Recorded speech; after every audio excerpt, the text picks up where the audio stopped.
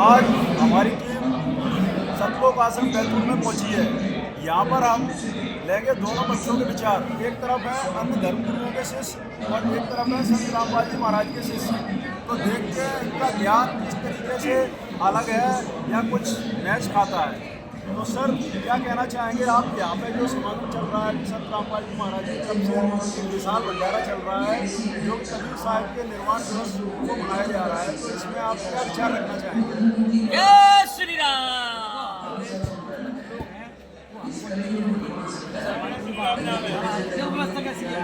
हम गाँव में आए लगाया था देखा भंडारा इधर तो देखा इसमें कोई नहीं हमारे जब धर्म लाखों करोड़ों की यज्ञ होती है, बहुत भंडार चलते हैं, रामायण होती है, भागवत होती है, संवाद चलती है, ये तो कुछ नहीं है। सर आप एक बात बताइए कि अभी एक आपके महाकुंभ में और कोई बेचारे कोई गरीब श्रद्धालु की आत्मा ने ये कहा कि मैं किसी गरीब में जो लोग आ रहे हैं पैदल यात्रा तो उनके लिए एक भंडारा बना रहे थे थोड़ा सा, तो उस भंडारे में कुछ लोगों ने जाके और उसमें कचड़ा डाल दिया। तो आपकी ऐसी व्यवस्थाएं हैं, इन व्यवस्थाओं को देखकर मुझे नहीं लगता है कि आपके जो धर्मगुरु है कि वो सही मार्ग को चला पाएंगे या सही रास्ता दिखा पाएंगे हमारी समाज को। हमारी समाज में ये गलत मैसेज पहुँच रहा है और इतनी घटनाएं हुई हैं और इंसान मरा है, तो ये इसमें हम बिल्कुल आपका सहयोग नहीं ले पाएंगे और इस बात से हम बिल्कुल आपकी बात से सहमत नहीं है।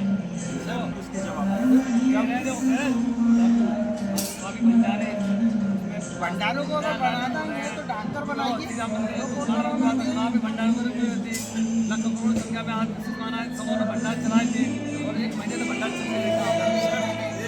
जयराम भगत जी था वहाँ पर इस प्रकार इसका क्यों फैली, क्या कारण था? यहाँ पर कोई अव्यवस्था इस तरीके की आपको देखने को मिली है? जो मौनी अवस्था में कम से कम 20-25 करोड़ आदमी तो कितना जन सैलाब पहुँचेगा तो थोड़ी बहुत अवस्था तो फैलेंगी, और जब चंद हजार 20-25 हज़ार आदमी का अवस्था फैलेंगी तो करोड़ों की संख्या में जब श्रद्धालु पहुँचते हैं तो जो छोटी मोटी घटनाएं तो हो सकती हैं, स्वाभाविक है। 20 करोड़ 25 करोड़ करेंगे ऐसा स्वाभाविक कितना हुआ। आप एक बात बताइए कि जिसमें किसी का माता की मृत्यु हो गई, किसी का बेटा चला गया तो किसी का बाप चला गया, ये बड़ी दुखद की बात है कि जिस घर में जिस पिता का एक बच्चा संतान है और उसका एक बच्चा चला गया तो उस पर क्या बीत रही है। आज इस समय में उस माता से पूछो, उस पिता से पूछो कि उस पर क्या गुजर रही है। सर वहाँ पे जितने भी धार्मिक लोग गए थे तो उनको ये उम्मीद नहीं कर सकते ना भगवान से कि भगवान के वो तो अपनी आस्था को लेकर के गए थे। दरबार में इस प्रकार की अनहोनी उनके साथ घट जाए, उस प्रकार की अनहोनी की उम्मीद नहीं करके गए थे वो, लेकिन अनहोनी हुई तो यहाँ पर उनके भगवान उनकी रक्षा इस प्रकार क्यों नहीं कर सके? या फिर जो कहते हैं ना मौत का भी एक समय होता है और उसका स्थिति का भी होता है, कुचल के मर गए, प्यासे मर गए, भूख से मर गए, तड़प तड़प कर बीच में उनके ऊपर से निकल गए लोग, तो इस प्रकार सर ये बहुत ही अच्छा क्वेश्चन किया सर ने कि वहाँ पर अगर भगवान थे, अगर भगवान की आस्था लेके लोग जा रहे हैं तो वहाँ पर इस तरीके की दर्दनाक मृत्यु नहीं होनी थी, क्या कहना चाहेंगे? देखो मेरे भाई लोगों को ये नहीं मालूम, जब बच्चा गर्म में भी मर जाता है, बुढ़े में मर जाता है, अब वहाँ तो मानो महाकुंभ में बड़ा वाला महाकुंभ तो अब 145 साल बाद पड़ेगा, सबसे बड़ा महाकुंभ में इसमें व्यक्ति जाता है गंगा में नहाने के लिए, स्नान करने के लिए, तो मुक्ति होती है। उनकी मृत्यु मान लेगी तो उनकी हो गई, चुकी मोक्ष हो गया, उनको रहने का मुक्ति मिल गई, चंपा के लिए मिला, मुक्ति के लिए। सर मैं आप क्या कहना चाहेंगे? मैं इनसे कहना चाहूँगा अगर गंगा में नहाने से या प्रयागराज में जाने से मुक्ति होती है तो वहाँ पर जो जीव जंतु उस तालाब में उस नदी में रहते हैं वो मोक्ष को प्राप्त क्यों नहीं हुए? वो क्यों उसमें अभी तक जैसे कि मछलियाँ हैं, जैसे मछली 24 घंटा पानी के अंदर रह रही है, मीन सदा जल में रहे, धुएं बास नहीं जाए, जैसे मछली तो कभी की अभी तक नो पवित्र हो गए और स्वर्ग लोग को चली जाती है, भाई वो क्यों नहीं गई है, उसका क्यों नहीं स्वर्गवास हुआ? क्या कहना चाहेंगे आप जो इनके जवाब? जो भगवान ने इंसान बनाया है, इंसान गंगा में नहाएगा तो मोक्ष मिलेगा।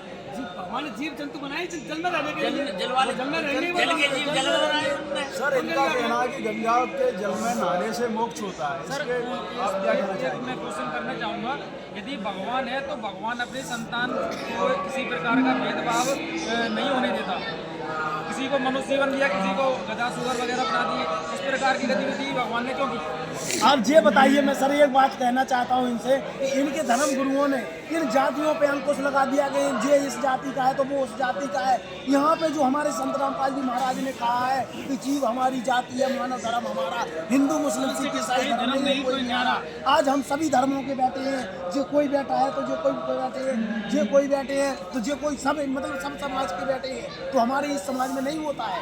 आपके जैसे धर्म गुरु करते हैं सर मैं अरे हमारे धर्म क्या करते हैं, हमारे धर्म सब बताते हैं, ये सारा शिष्टाचार नहीं होता। किसान है खेती करे तो खाएगा क्या, पंडित कत्ता नहीं बाजे तो कह रहा है क्या? हमें ये बताइए, आप सुनो, बनाने वाले आपका जो बागेश्वर, आपका सुनो, आपका जो बागेश्वर बाबा था, सुनो, आपका बागेश्वर बाबा क्या बोल रहा था कि मैं कौन बसोर हूँ का बोल रहा था कि नहीं बोल रहा था? तो उसने ये वाणी क्यों बोली थी?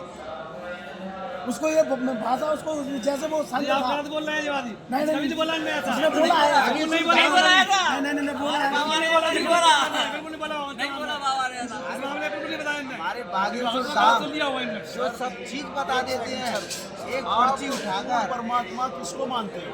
ये किसान जी को, किसी भगवान को भगवान परमात्मा के हमारे पूर्ण परमात्मा कबीर साहब हैं, सभी वेदों में शास्त्रों में प्रमाणित हैं कि कबीर देव भगवान है।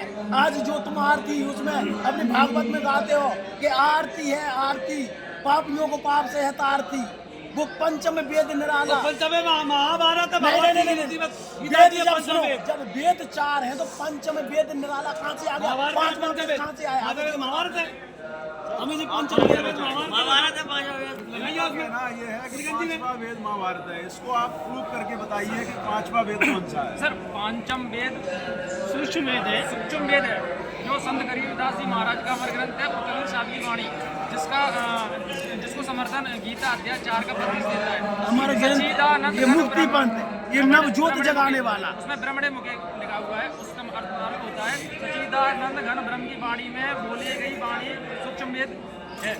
तो वही मैं इनसे ये प्रश्न पूछना चाहता हूँ, यदि कृष्ण जी वाला जो सुख सागर भागवत जो है ग्रंथ यदि पंचम वेद है तो उसके कटने से कृष्ण जी के पाप क्यों नहीं कटे? त्रेता में रामचंद्र जी ने बाली को चुपके से पेड़ के पीछे से उसको मारा, तो उसका बदला द्वापर में बाली जी मर के उसको तीर से उनकी मृत्यु हुई। तो जो आपस वे खुद के यदि उनका ये भगवान मानकर उनको बता रहे हैं कि वह पंचम वेद है और उन्हीं की लीला बता दिया वो, तो वो अपने ही पाप क्यों नहीं काट पाए? उनने अपने पाप क्यों नहीं काटे जब वो पंचम वेद उसका है? एक पॉइंट ये हो गया। दूसरा पॉइंट, नारद जी ने श्री रामचंद्र जी को, विष्णु जी को श्राप दिया था कि तू भी ऐसे ही भटकेगा, क्योंकि वो एक अपना करना चाह रहे थे शादी, तो उनको बंदर का मुंह लगा दिया था। उन्होंने कहा था विष्णु का अवतार है, तो विष्णु भी संस्कृत में हरि रूप मांगा था उनको। तो उन्होंने इस प्रकार का उसने श्राप दिया कि तू भी, आज मैं भुगत रहा हूँ, तेरा युग भी, तू भी एक जीवन ऐसे निकलेगा। तो उसका प्रतिफल भी उनको पूरे 12 वर्ष होना पड़ा। तीसरा, दुर्वासा ऋषि का शराब मिला, उन्होंने गलत कर दिया, लोगों ने मजाक कर दिया, तो उनको शराब दे दिया कि इससे तुम्हारा लड़ाई से वो होगा, तुम्हारा नष्ट होगा। तो वहाँ पर अपने कुल की रक्षा नहीं कर पाए और महाभारत के पहले दिन चक्रव्यूह में अपने अभिमन्यु अपने भानु जी को नहीं बचा पाए। तो बताओ ये भगवान कैसे हुए? पंचम वेद का समर्थन कर रहे हैं तो भगवान तो फिर नहीं है ना, ये पाप नहीं कर काट सकते। तो पंचम वेद कुछ और है जो 4 के 32 में बताया, कबीर साहब की वाणी है, अमर ग्रंथ साहब में गिरिजा जी हमारी वाणी है, वो है पंचम वेद, वो पाप को काटती है। परमात्मा की वाणी है, जब सतना मृदा धरो भयो पाप का नाश, जैसे चिंगारी अग्नि की बड़े पुराने घास। तो वही मैं पूछना चाहूँगा कि आप थोड़ा शास्त्र में पढ़िए, उसका अध्ययन कीजिए, इस प्रकार का निर्णय जल्दबाजी में लेना थोड़ा। सर यहाँ पर एक बात निकल के सामने आई है कि आपने जैसे अपने इष्ट देव श्री राम और श्री कृष्ण को बताया, यहाँ पर इनने बताया है, सर ने हमें एक बहुत ही अच्छी चीज़ बताई है कि जब श्री कृष्ण जी राम के रूप में जब त्रेता युग में आए थे तो उस टाइम पे उनने बाली को मारा था। उसका बदला द्वापर युग में श्री कृष्ण रूप में उनको देना पड़ा। अगर भगवान को ही बदला देना पड़ रहा है तो वो क्या पूर्ण परमात्मा हो गया क्या? भगवान का बदला इसलिए दिया, भगवान तो एक लीला कर रहे थे, वो कोई करेगा तो उसको बदला देना पड़ेगा। भगवान ने देखो इतना बड़ा पहाड़ उठा लिया भगवान आप को। ये किसी की चोरी तो कोई चोरी आई थी। आप ये बताइए श्री कृष्ण को किस ग्रंथ में पूर्ण परमात्मा बताया गया? पिताजी बताया पूर्ण परमात्मा, वो कहता है अध्याय 28 तो 66 में समझ में आया अर्जुन पूरी गीता उन्होंने नहीं बोल दी। शक्तिमान। सर ये बोल रहे हैं गीता जी में श्री कृष्ण को पूर्ण परमात्मा कहा गया है। एक ग्रंथ में बताने से क्या वो पूर्ण परमात्मा हो गए? नहीं पूरी गीता उन्होंने लिख डाली। सर अरे गीता ही महाभारत 5 वेद है, उसी तो बताए।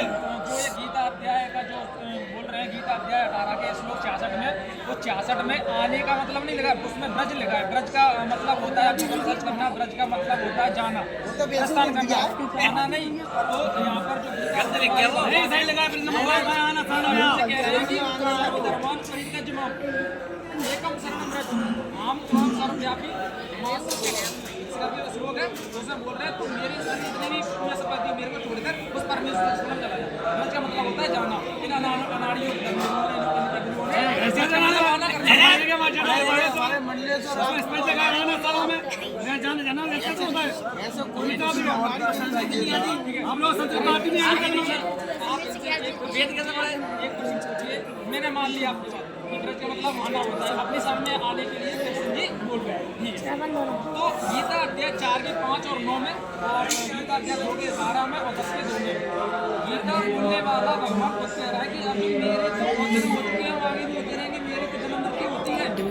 जब भगवान की जन्म मृत्यु होती है तो उसके पास जाकर करेंगे क्या? उसको तो नाशवान है फिर। अरे भगवान तो लीला करने आते हैं, हरे में आते हैं, इंद्र चले आते हैं, अर्जुन वगैरह मेरे जन्म होते रहते हैं, लीला करने आते रहते हैं। आपके भगवान को इन्हें नाशवान सिद्ध कर दिया गीता नाशवान जी से ही। लीला करने आते हैं। और आप आते हैं, तो कब परमात्मा बता रहे हो। ऐसे कैसे मान लो?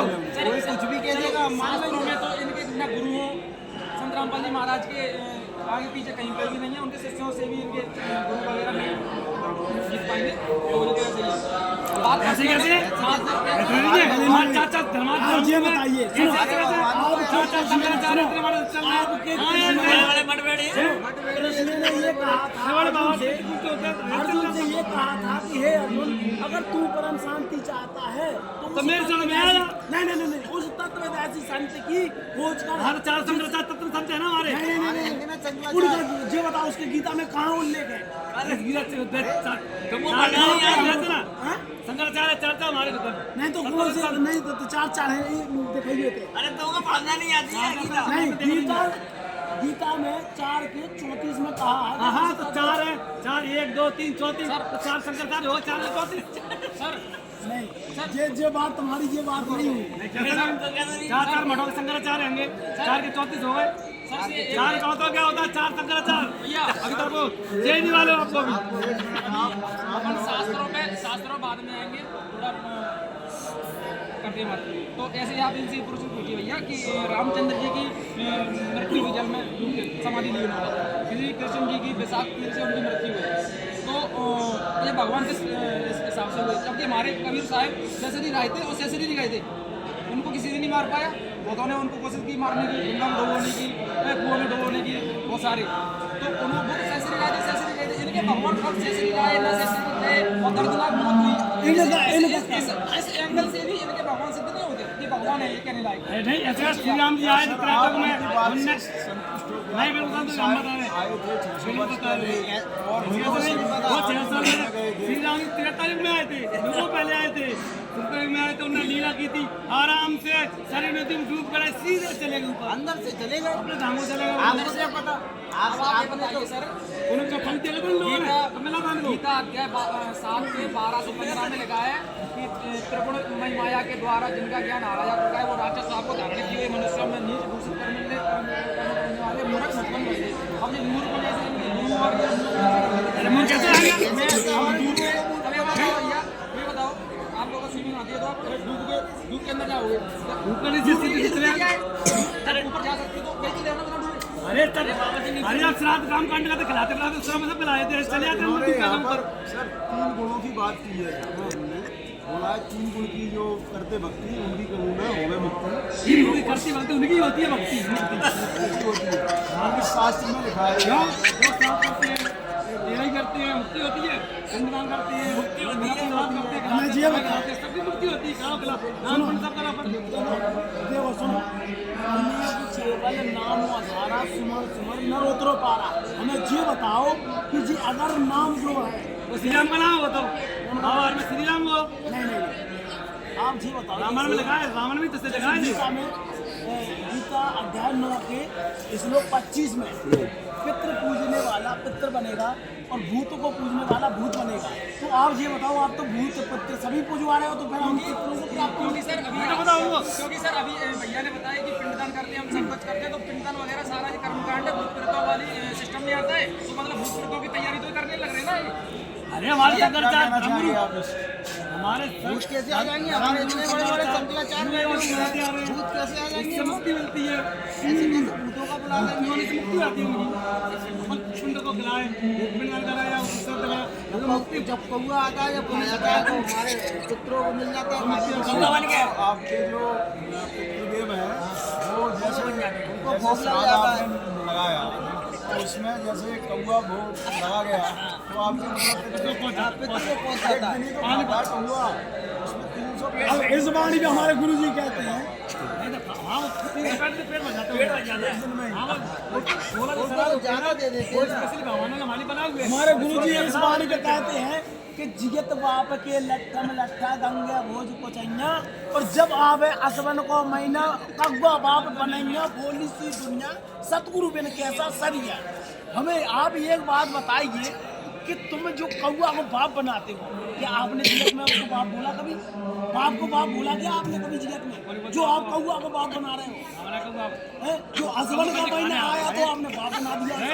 गैया खिलाओ, गैया बाप बन जाइए। गैया खिलाओ तो खिलाओ सब बाप बन जाइए। तो गैया वो तो गैया पूजा करके तुम्हारी सुनो, गैया हर बात की तो खिलाना नहीं, खिलाते तुम्हारी गाय माँ है तो खिलाते हैं ना, गाय को खिलाते हैं, गैया खिलाते हो तो सांड कौन हुआ तुम्हारा बाप?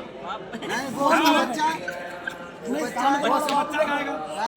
तो दर्शकों आपने यहाँ तक की डिबेट देखी। संत रामपाल जी महाराज के शिष्यों ने काफ़ी प्रमाणित ज्ञान बताया है, गीता जी के श्लोक भी सामने रखे हैं और इधर ये शंकराचार्यों के जो शिष्य हैं ये उनका कहना ये है कि शंकराचार्य श्रेष्ठ हैं। तो अब हम इस बात का निर्णय करेंगे कि संत रामपाल जी महाराज जी का ज्ञान जो है वो सही ज्ञान है और शंकराचार्यों का जो ज्ञान है इनके हिसाब से वो किस तरीके से आपस में ये निष्कर्ष निकलेगा। ठीक है सर, तो आप बताइए। अभी हम जवाब लेते हैं यहाँ से संत रामपाल जी महाराज की शिष्यों से।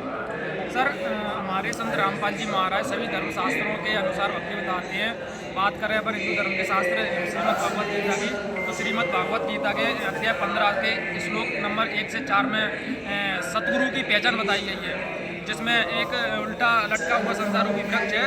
तो उसमें बताया गया है कि जो इस पूरे संसार रूपी वृक्ष को जड़ से लेकर पत्ते टहनियाँ पूरा डिटेल में इसको बता देगा विस्तृत रूप से, वह सतगुरु होगा। ये उसकी पहचान अपने श्रीमद् भागवत गीता में बताई गई है, जो कि इसकी पहचान सिद्ध होती है संत रामपाल जी महाराज के ऊपर। तो संत रामपाल जी महाराज ने इसको बड़ी विस्तार रूप से और सटीक प्रमाणों के साथ इसको बताया गया है कि ये जड़ कौन है, इसका तना कौन है, इसकी शाखा कौन है, इसके पत्ते कौन है। वहीं इसलिए हमारे सतगुरु संत रामपाल जी महाराज हैं और इनके जो अन्य धर्मगुरु हैं समाज में, संसार में जितने भी धर्मगुरु हैं वह शास्त्र अनुकूल भक्ति नहीं बता रहे हैं, ना ही वो गीता अध्याय 15 के 1 से 4 के अकॉर्डिंग सतगुरु हैं। इसलिए हमारा मार्ग सही है। तो सर इनने गीता जी में प्रूव किया है, इसके विषय में आप क्या कहना चाहेंगे? इन लोगों ने बताया नहीं जैसे ये गीता के अध्याय 15 के श्लोक में बताया संसार में उल्टा पहले तो इसने उल्टा वृक्ष बता दिया, वृक्ष हमेशा सीधा होता है। वो पीपल का वृक्ष है जिस पर दीपक लगाते हैं, पानी चढ़ाते हैं, सारे देवता रहते हैं उसमें, तो दे तपास करते हैं। हमारे पवित्र धर्मगुरु शंकराचार्य ने बताया उसमें दीपक इसलिए लगाया करते हैं। इसलिए दीपक ये लगाया लोग जाता है। बताते हैं उल्टा वृक्ष से क्या हुआ, वृक्ष सीधा होता है, उसकी पूजा करते हैं, भगवान प्राप्ति होती है उससे। देखो क्या कहना चाहेंगे? भाई इनको अभी सतगुरु के लक्षण का भी पता नहीं है कि सतगुरु चीज क्या होती है। सतगुरु के लक्षण कहूँ मदरे बहन विनोद और 4 वेद 6 शास्त्र वो कहे 18 बोध। जो संत होगा तत्वदर्शी संत होगा वो इन हमारे शब्द ग्रंथों से गीता से प्रमाणित करके ज्ञान देगा।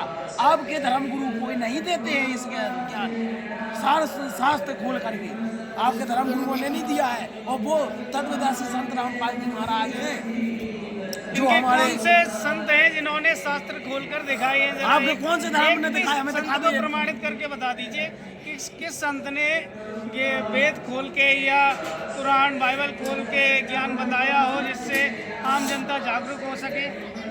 सर क्या कहना चाहेंगे आप? तो सारे चारों के हमारे शंकराचार्यों ने लिखे हैं, गीता जी ले लो, भागवत ले लो, रामायण ले लो, सब हमारे शंकराचार्यों ने लिखे हैं। इनके गुरु जी तो अभी आए बता रहे हैं, सारा ज्ञान तो हमारे सदग्रंथों में। आचार्य तो भागवत करा देते हैं सर। चलो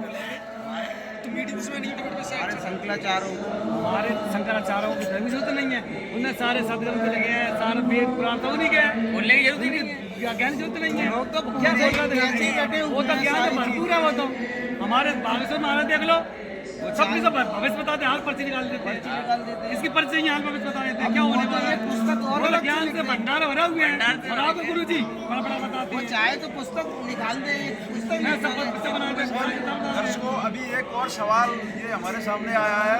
इनका कहना ये है कि संत रामपाल जी महाराज पुस्तकों को खोल खोल के दिखाते हैं, इनके धर्मगुरुओं को धर्म ग्रंथों की जरूरत नहीं है, वो पहले से ही उस ज्ञान को जान चुके हैं। सर मेरा एक क्वेश्चन है इनसे, जैसे भैया ने वो बताया कि शंकराचार्यों ने अपने वेद शास्त्र लिखे, तो लोग जानते हैं कि शंकराचार्य शंकर जी के अंश हैं, उनके अवतार हैं, तो यदि इन्होंने वेद वगैरह लिखे तो वेदों में तो शंकर जी का नाम होना चाहिए। शंकर जी का नाम वेदों में कहीं पे भी नहीं है, कबीर साहब का नाम है। अब बात करिए सर क्या कहना चाहेंगे? जिनके जैसे महापुराण है, शंकर जी का नाम है ना उसमें, विष्णु पुराण विष्णु जी का नाम है, रामायण में रावण का नाम है, गीता जी कृष्ण जी का नाम है, कौन कहता कौन नाम नहीं, सबको सब देवताओं का नाम भगवान के नाम। सर क्या कहना चाहेंगे इनके जवाब में आप? तो हमारे भगवान का, हमारे शंकराचार्य हमारे सब भगवान पूर्ण भगवान है। बताओ पूर्ण भगवान को जरूरत ही नहीं है, किसी नाम साहब की नहीं है, कोई जरूरत ही नहीं है। पढ़े जितने नहीं हमारे है देखो भगवान है। बताओ हमारे कौन से भी उठा तो भगवान और पढ़ जल्दी क्या होगा। उनको जरूरत ही नहीं है नाम की, वो तो मैं एक बात कहना चाहता हूँ, ये बताइए कि हमारे सारे हमारे भोले बाबा यार हमारे सुनो अजय अमर भोले है, बाबा। आप एक बात बताइए कि आपके जब भोले बाबा अजय अमर हैं तो भस्मासुर को जब भस्म करा दिया था, वो तो लीला कर रहे थे, नहीं, लीला नहीं कर रहे वो तो लीला कर रहे थे। थे। ये बताओ कि भगवान भक्त पीछे पीछे पीछे और भगवान आगे वो तो छुपा छुपी खेल रहे थे। छुपा छुपी नहीं खेल रहे थे, ये झूठ लीला है। कर रहे थे वो तो। ये छुपा छुपी नहीं खेल रहे थे, उनको ये लग रहा था कि ये मेरी घरवाली छीन लेगा। नहीं घरवाली का चिल्ला नहीं, उनको भस्म ऐसे का डर कुछ लग नहीं रहा होते, था। ऐसे कोई किसी की भोले घरवाली बाबा नहीं छूती। तिल्लोकधारी है, तिल्लोकधारी है, उनसे- वो देख लेते जब हैं। भगवान ने कबीर साहब ने रूप रखा था, विष्णु रूप, जब वो गए थे वहाँ पे तो उनने उनको रोका के हे विष्णु और शंकर जी रोक, और मैं उससे भस्म करा लेके आ गया, उसको मैंने भस्म कर दिया और मैंने एक रूप रखा था। हमारे विष्णु की लीला थी, विष्णु भगवान ही भोले बाबा के उस भस्मासुर को मारने की एक लीला थी।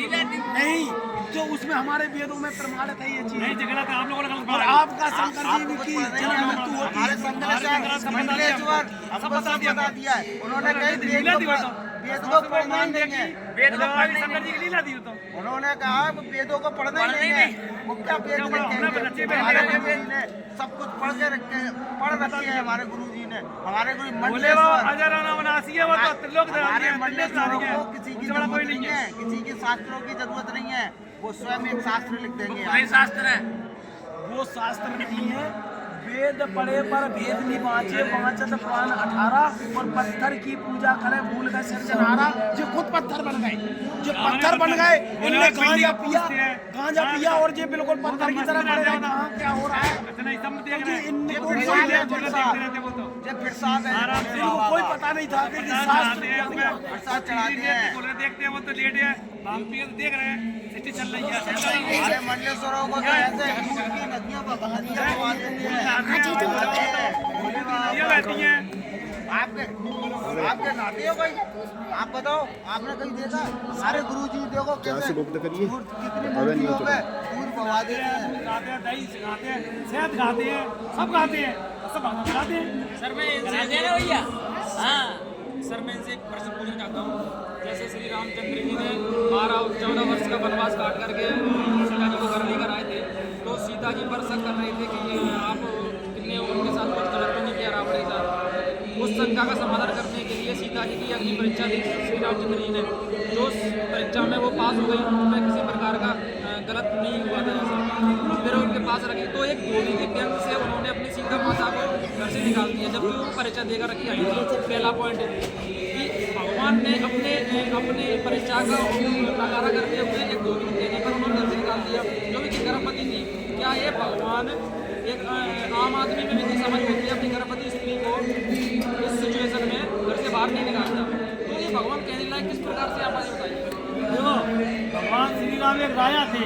राजा के लिए प्रत्येक प्रजा अपने संतान की तरह होती है, समझे? प्रत्येक संतान ख्याल रखती है। तो भाई राज में क्या हो रहा है, क्या कुछ हो रहा है, सब देखना उनको। भगवान मानो हमारे इस काम के चक्कर हमारी प्रजा दुखी हो जाएगी, राजा का राज क्या रहेगा फिर वो। इसलिए वो राजा थे मर्यादा पुरुषोत्तम राम, इसीलिए सब उनको मर्यादा में मर्यादा सारे काम करते थे मर्यादा हमको। मर्यादा के काम करते यदि थे। मर्यादा पुरुषोत्तम राम आज कोई अपनी गर्भवती स्त्री को, आज तक मैंने तो नहीं सुना कोई गर्भवती स्त्री को अपने बाहर निकाल देगा, जबकि अगली परीक्षा लेने के बाद, ठीक है। और दूसरा उनसे एक और प्रमाण आता है उसमें कि उन्होंने पूछा था कि भाई मैंने ये तो किस लिए किया, तो उन्होंने बताया कि मैंने आपके लिए तो नहीं किया, मैंने तो अपने कुल की और अपने धर्म की रक्षा करने के लिए युद्ध किया है, आपके लिए नहीं किया है। तो मतलब कहने का मेरे का पर ये है कि श्री रामचंद्र जी ने इस प्रकार की घटनाओं में जो है अन्याय किया, तो मेरे को ये लगता है भगवान कहने लायक है। क्या कहना चाहेंगे? कैसा है, आप कुछ भी अपने मनमाना कुछ भी आप बताते रहोगे, हम सुन लेंगे, हम ऐसे नहीं सुन पाएंगे। हमारे भगवानों के बारे में आप ऐसे बात करोगे, हमें बिल्कुल बर्दाश्त नहीं होगा। और आप क्या चाहते हो, हम अपने भगवानों को निकाल के फेंक दें? हम नहीं फेंक सकते, वो हमारे लिए पूजनीय। हमारे मंडलेश्वरों ने हमें सिखाया है कि आपको मूर्ति की पूजा करना है और हम करेंगे। एक सवाल है इनसे, आप मूर्तियों के पूछते हैं, एक बात बताइए, एक पत्थर की मूर्ति आपको क्या दे सकती है? मान लीजिए अगर कोई एक बीमार व्यक्ति है और एक पत्थर का डॉक्टर है, क्या वो उसका इलाज कर सकता है? नहीं कर सकता। इसी प्रकार आपका जो पत्थर का जो भगवान आप उसको मान रहे हैं, वो आपका कोई भी रोग दोष नहीं काट सकता। उसकी प्राण प्रतिष्ठा करता है तो मूर्ति बाकायदा रखते हैं, उसकी प्राण प्रतिष्ठा करते हैं, पूजा करते हैं, भगवान आते हैं उसमें। भगवान कैसे आ जाएंगे? हमारे श्री राम, जय श्री राम, जय श्री राम, जय श्री राम। बड़े ही अचंभे वाली बात तो ये है कि अभी श्री रामचंद्र अयोध्या में श्री रामचंद्र जी का जो भव्य समारोह हुआ था, उसमें प्राण प्रतिष्ठा वगैरह, वो उनकी मूर्ति वगैरह का विसर्जन वो स्थापित हुई थी वहाँ पे। तो भगवान में जहाँ शक्ति होती है क्या इंसान में, इंसान भगवानों में की मूर्ति में प्राण डाल रहा है, यानी कि श्री रामचंद्र जी और वो जो और मूर्तियाँ थी उनमें प्राण डालने का काम कर रहा है, जबकि प्राण देने वाले का कार्य भगवान का होता है, भगवान ही देता है, भगवान ही लेता है। इंसान तो एक कठपुतली है, इंसान को तो वो जो इंसान उसमें प्राण डाला उसको भी कोई प्राण भगवान ने नहीं दिए, तो ये इतना मतलब भगवान से भी ज़्यादा शक्तिशाली हो गया, तो ये भगवान हो गया। भगवान प्राण देने का काम तो भगवान का है, तो मतलब जो भगवान हो गए तो रामचंद्र जी के बड़ा तो भगवान जी प्राण प्रतिष्ठा कराने वाला व्यक्ति हो गया ना फिर। सर इन्होंने बहुत ही अच्छा ये सवाल उठाया है, इसका जवाब आप किस तरीके से देना चाहेंगे? हमारे शंकराचार्यों ने जो सिखाया है कि देखो, प्राण प्रतीक्षा हमारे गुरुजी ने सबके अंदर इतनी शक्तियाँ भरती हैं कि वो अपने आप कुछ भी कर सकते हैं। और ऐसी प्राण प्रतिष्ठा मैंने कितनी हमारे मंडलेश्वरों ने कर रखी है। और ये तो छोटी सी बात है, और ऐसी तो कई ये तो आज आप देख रहे हो। हमारे 10 को इसी पॉइंट पर आपको एक बहुत बड़ा वो देने वाला हूँ। अभी जो रिसेंटली में प्रयागराज के महाकुंभ में बहुत सारी भगदड़ हुई थी, यदि आप लोग उसमें प्राण प्रतिष्ठा करने वाले हो तो वहाँ पे जाकर के उन्हें प्राण प्रतिष्ठा क्यों ना करवा ले, तो जिंदा हो जाएंगे। जैसे उन लोगों की जो मर गए हैं उनमें प्राण और प्रतिष्ठा दूसरी बात, अभी लोग और मर रहे हैं, अस्पताल चले आइए, कहीं पे भी चले आइए, उन्हें प्राण प्रतिष्ठा करो, पत्थर में कर रहे हो तो उनमें भी कर सकते हो। सर सही बात है ये आपके धर्मगुरु क्या मूर्तियों में ही प्राण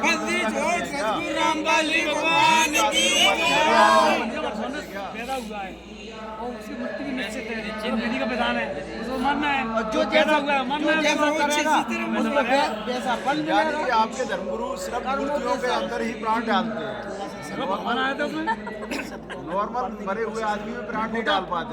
वो तो मर गए, वो तो जिसने जैसा किया है भगवान वाला से प्राण अरे डालते यार, वो अपने हिसाब से ही तो ब्रांड पिक्चर करते हैं तो तुम ब्रांड डालते हैं उसमें गाना आते हैं। सर मैं इनसे यही कहना चाहूँगा कि भगवान कहने लायक की कुछ क्वालिटी होती है। भगवान वो होता है जो अविनाशी होता है, उसका नाश नहीं हो सकता, और उसका लोक अमर होता है। वहाँ जाने के बाद जन्म मृत्यु हमेशा ही समाप्त हो जाती है, वहाँ बुढ़ापा नहीं आता, बिना किए मिलता है, और वो कभी किसी को दुख नहीं देता। जबकि आप यहाँ की तुलना कर किया जाए स्वर्ग लोक पृथ्वी नर्क वगैरह इस प्रकार का यहाँ के सिस्टम की बात की जाए तो यहाँ पर ये सभी प्रकार की घटना घट रही है। यहाँ पे नासवान भी है, सारे लोग नासवान, सारे भगवान नासवान यहाँ के। भगवान तो कहीं लायक नहीं है, लेकिन प्रचलित है तो बोलना पड़ता है भगवान। तो यहाँ के सब लोग नासवान हैं, और बुढ़ापा सबका आता है, मृत्यु सबकी होती है, बिना किए कुछ नहीं मिलता यहाँ पे। तो मैं इनसे यही कहना चाहूँगा कि कबीर साहब कहने लायक है भगवान, क्योंकि वो सैसरी आदि सैसरी गए थे, उन्होंने किसी प्रकार का किसी का सहयोग नहीं लिया। दूसरी बात उनका जो गीता अध्याय 18 के 62 में दिया है वो परम धाम, वो परम धाम वहाँ जाने के पश्चात इंसान लौट कर नहीं आता, और वो स्थायी है, वहाँ विनाशी है, अविनाशी भगवान है। इसलिए मैं इनसे यही प्रार्थना करूँगा, भैया मनुष्य जीवन दुर्लभ है, ये मिले ना बारम्बार, और तरवर से पत्ता टूट गए भवन न ढार। तो आप अपने शास्त्रों को पढ़िए, अपने गुरु मंडलेश्वरों से चर्चा कीजिए कि सर हमारे शास्त्रों में ये लिखा है, हमको गुरु जी संतरामपाल जी हमारे से चर्चा हुई, उन्होंने ये बताया। तो क्योंकि मनुष्य जीवन बार बार नहीं मिलता है, और आप विवेक से काम कीजिए, अपने शास्त्रों को पढ़िए। आप हमारे भाई बहन हो, और हमारा कर्तव्य बनता है आपको सही डायरेक्शन में बुलाना। तो हमारा तो यही प्रार्थना है इनसे कि अपने शास्त्रों को पढ़ें, अध्ययन करें, और उस पर अनुसरण करने का कोशिश करें। मेरा एक सवाल है आपसे, मेरा एक सवाल है कि हमारे जो संत रामपाल जी महाराज हैं उन्होंने सभी शास्त्रों से प्रमाणित एक पुस्तक लिखी है जिसका नाम है ज्ञान गंगा। मैं आपसे प्रार्थना करूंगा कि उस ज्ञान गंगा का अध्ययन करें, उसे पढ़ें और समझें, और अपने शास्त्रों से मिलाएं और उसको समझें और अपना कल्याण करवाएं। और जीने की राह पुस्तक भी एक जरूर मंगवाएं। तो सर आपने दोनों बच्चों के विचार लिए, अभी आप पढ़े लिखे समाज हो, तो आप खुद निर्णय कर सकते हो कि क्या सही है और क्या गलत है। भैया से पूछिए क्या पढ़ेंगे शास्त्र वगैरह तब करेंगे उसको।